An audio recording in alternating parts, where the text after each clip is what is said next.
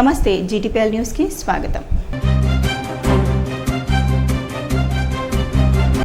ఆధ్యాత్మిక చింతనతో మానసిక ప్రశాంతత కలుగుతుందని రాష్ట్ర ప్రభుత్వ ఆది శ్రీనివాస్ పేర్కొన్నారు.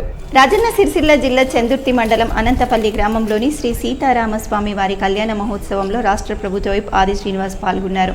ఈ సందర్భంగా స్వామివారిని దర్శించుకుని ప్రత్యేక పూజలు నిర్వహించారు. స్వామి ఆశీస్సులతో ప్రజలంతా ఆయుర ఆరోగ్యాలతో ఉండాలని వేడుకున్నారు. ఈ కార్యక్రమంలో కాంగ్రెస్ మండల అధ్యక్షుడు రామస్వామి, చిలుకబాబు, ఉప సర్పంచ్ అనిల్, మాజీ జెడ్పీటీసీ నాగం కుమార్, ఆసిరెడ్డిపల్లి సర్పంచ్ మల్లేశం, నాయకులు, ఆలయ కమిటీ సభ్యులు పాల్గొన్నారు.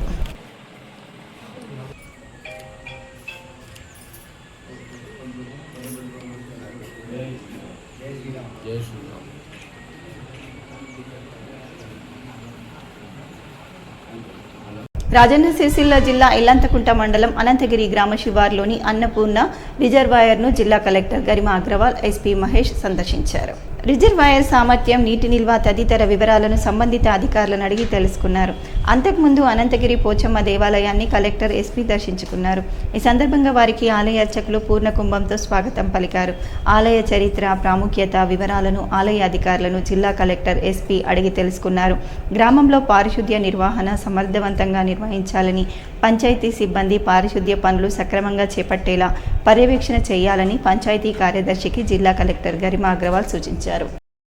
రాజన్న సిరిసిల్ల జిల్లా వేములవాడ అర్బన్ మండలం రుద్రవరం గ్రామంలో శ్రీ రేణుకా ఎల్లమ్మ తల్లి బోనాల మహోత్సవం, కొడుముజ గ్రామంలో జరుగుతున్న శ్రీ బీరప్ప కామరాతి కళ్యాణ మహోత్సవంలో బీఆర్ఎస్ సీనియర్ నాయకులు ఏనుగు మనోహర్ రెడ్డి పాల్గొని ప్రత్యేక పూజలు చేశారు. నియోజకవర్గ ప్రజలపై దేవుని ఆశీస్సులు ఉండి పాడి పంటలు బాగుండాలని అన్నారు.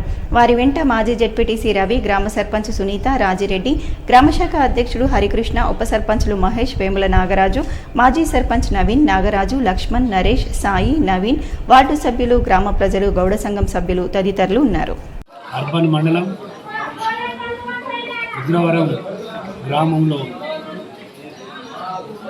ఎల్లమ్మ తల్లి బోనాల సందర్భంగా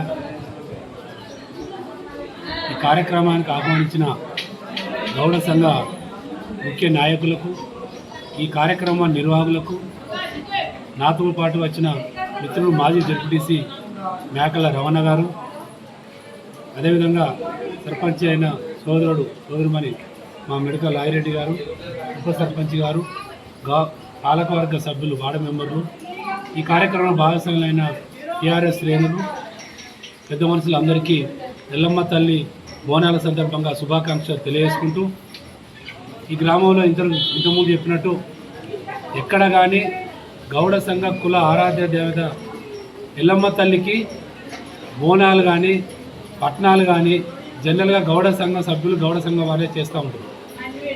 కానీ ఇక్కడ ప్రత్యేకత ఏమైందంటే రుద్రవరం గ్రామంలో ప్రతి సంవత్సరము అన్ని కులాల ప్రతి ఇంటి నుంచి, అన్ని కులాల సంఘం ఇంటి నుంచి ఒక బోనం తీసుకొచ్చి అమ్మవారికి ఇలా ప్రత్యేకంగా బోనం సమర్పించి ఉంటారు.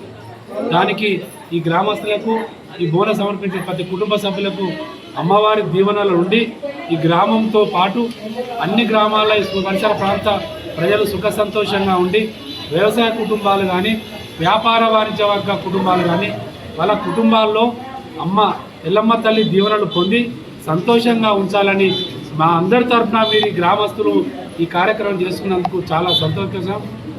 ఆ కుటుంబం సంతోషంగా ఉండాలని తెలుసుకుంటూ, అదేవిధంగా ఈ కార్యక్రమం ఇంత పెద్ద కార్యక్రమం చేసి ఇంత మంచి సంతోషాన్ని ప్రతి సంవత్సరం మమ్మల్ని ఆహ్వానిస్తున్నందుకు మళ్ళొక్కసారి ఈ కార్యక్రమం నిర్వహణకు ప్రత్యేకంగా వారికి అభినందనలు, ధన్యవాదాలు తెలుపుతున్నాను. అర్బన్ మండలంలో రుద్రవరం గ్రామంలో ఎల్లమ్మ బోనాల పండుగ సందర్భంగా మమ్మల్ని ఆహ్వానించిన గౌడ సంఘ సోదరులందరికీ, అలాగే ఇక్కడ స్థానిక సర్పంచ్ గారికి, ఉప సర్పంచ్ గారికి, మరి పాలక మండలికి అందరికీ ఎల్లమ్మ పండుగ శుభాకాంక్షలు. నిజంగా ఈ గ్రామంలో, ఎందుకంటే ప్రాత గ్రామం అయినా ఇక్కడైనా కొత్త గ్రామం అయినా, ఇక్కడ రుద్రవరం గ్రామంలో ఎల్లమ్మ పండుగ ఒక ప్రత్యేకత ఉంటుంది. ప్రతి ఇంటి నుంచి ఒక గౌడ సంఘానికే కాదు, అన్ని కులాల ఐక్యతతోని ఈ పండుగ జరుపుకోవడం చాలా శుభనిందనం. ఎందుకంటే కొన్ని గ్రామాలలో ఒక కులస్తులు తీస్తారు, కాకపోతే ఈ గ్రామం అట్లా కాకుండా అన్ని కులాలు ఏకమై ఈ పండుగ జరుపుకోవడం చాలా సంతోషం. ఎందుకంటే రాజకీయాలైనా ఈ గ్రామం అలానే ఉంటుంది, పండుగలైనా అలానే ఉంటుంది. ఇక్కడికి మమ్మల్ని ఆహ్వానించిన గౌడ సంఘం సభ్యులకు, అలాగే ఈ కార్యక్రమానికి ముఖ్య అతిథిగా వచ్చిన మా మనోహర్నకు, అలాగే అందరికీ శుభాకాంక్షలు తెలుపుతున్నాను.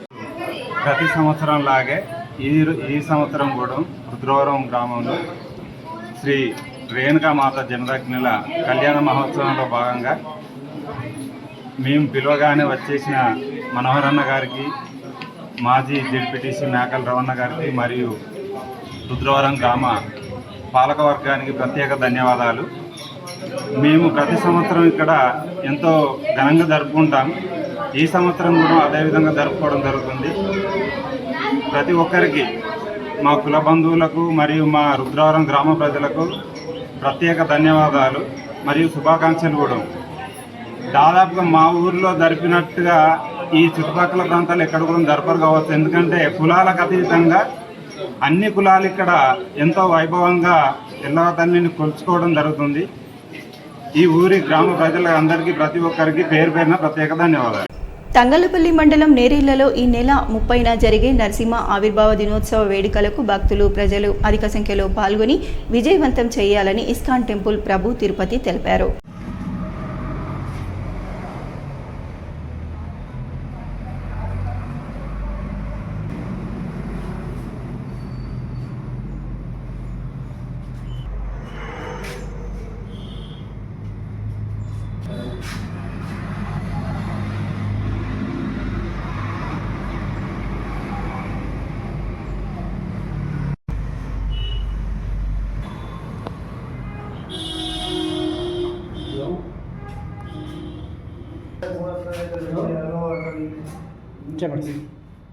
హరే కృష్ణ.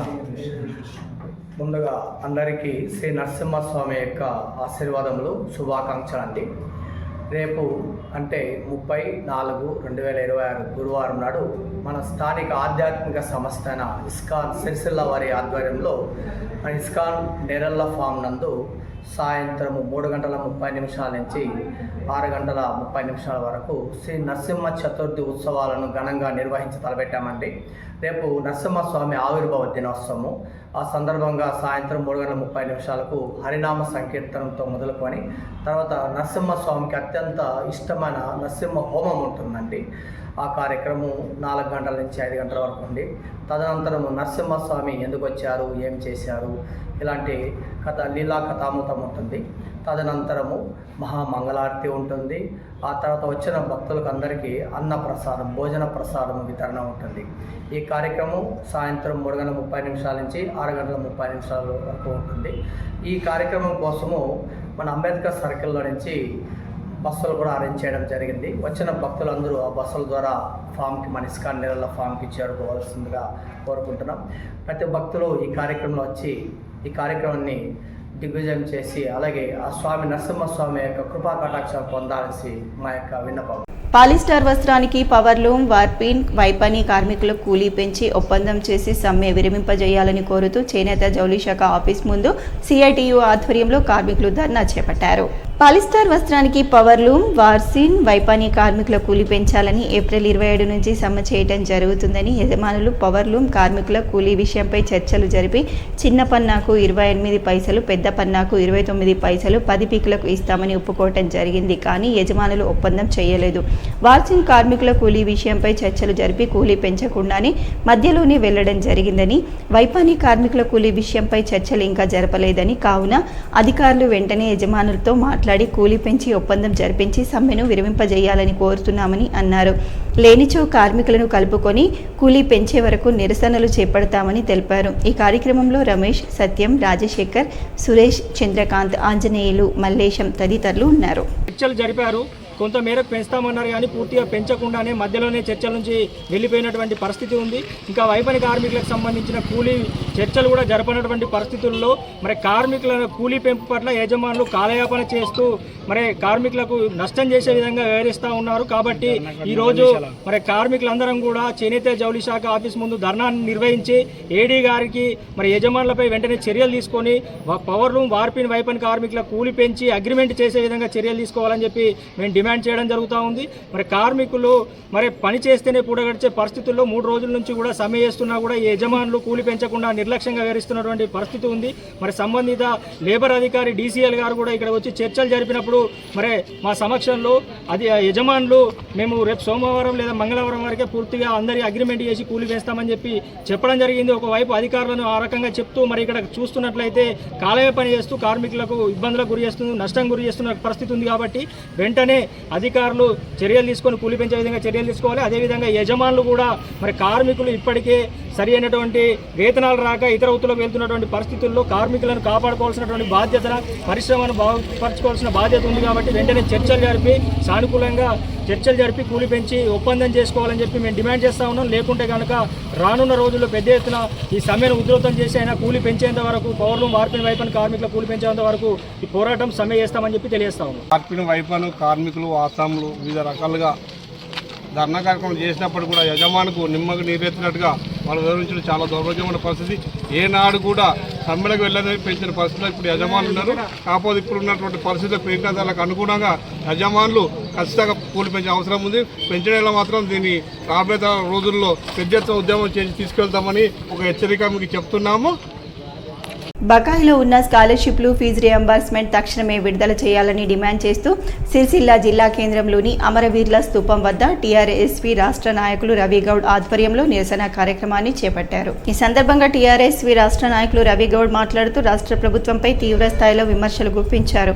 విద్యార్థులకు రావాల్సిన స్కాలర్షిప్లు, ఫీజు రియంబర్స్మెంట్ నెలలుగా పెండింగ్లో ఉంచడం ప్రభుత్వ నిర్లక్ష్యానికి నిదర్శనమని మండిపడ్డారు.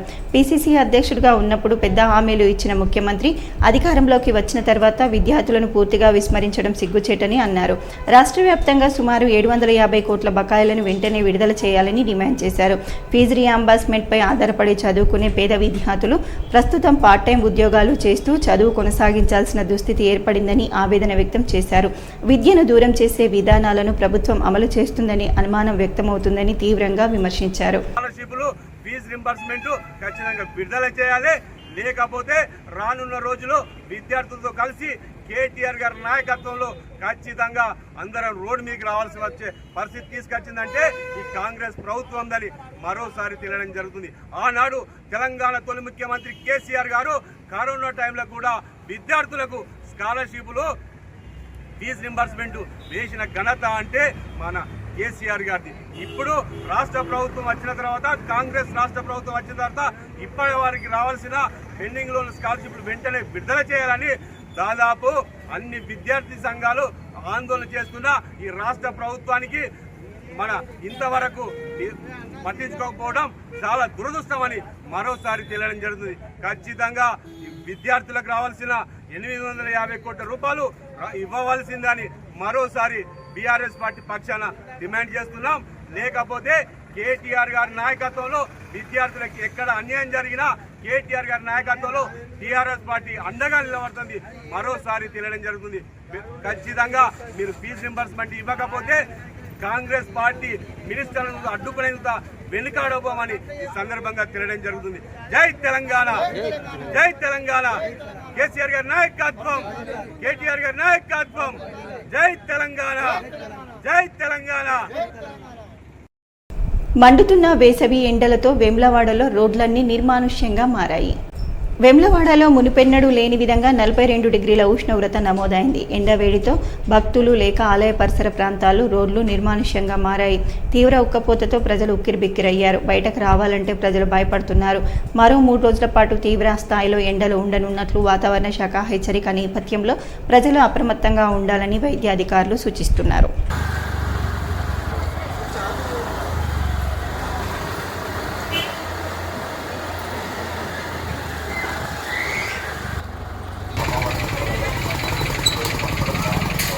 ఈ వార్తలు ఇంతటితో సమాప్తం. తిరిగి వచ్చే బులెటిన్లో మళ్ళీ కలుద్దాం. అంతవరకు సెలవు. నమస్కారం.